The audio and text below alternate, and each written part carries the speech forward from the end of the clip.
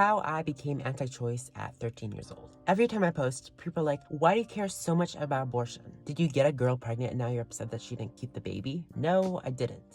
That I know of.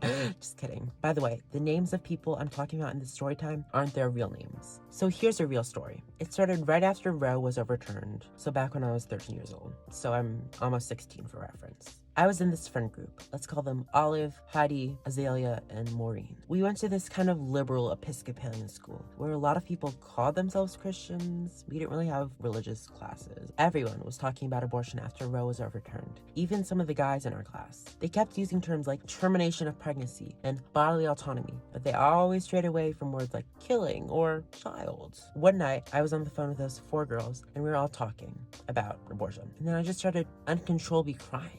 At that time, I barely knew what abortion was. I hadn't seen any pictures or videos. I hadn't even been introduced to the pro-life argument, I don't think. But I just knew instinctively, abortion is wrong. So after that, I started doing some in-depth research, like any normal 13-year-old boy would do. I watched some Students for Life videos, and I saw Kristen Hawkins absolutely destroy every pro-choice argument on college campuses. I learned what actually happened in abortion. Children are torn apart and then taken out of the womb, or they're vacuumed, or they're drained of all their blood and nutrients, and then forcibly expelled out of the womb in a chemical abortion, or specifically for a late-term abortion, they're poisoned, causing a heart attack. And yeah, abortion doesn't just kill children, it also hurts women. Then I saw victim photos of Justice for the 5. Tiny little bodies, real hands, real feet, real faces. And I wondered, how could anyone see this and still support the killing of children? But sure, keep shouting, my body, my choice! The louder you say it, the less of a lie it'll become, right? That's when I realized this isn't just a political issue. It's about how far people will go to justify killing human beings in the name of freedom. Once you see the truth of abortion, there's no going back.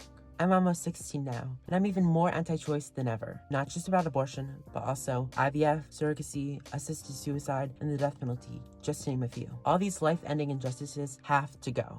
Honestly, if it weren't for those 4 girls back in the middle school group chat, I don't know if I'd be a pro-life activist today. So thank you to Maureen, Olive, Azalea, and Heidi for being so pro-abortion and so radical that you pushed me to the other side. Thank you.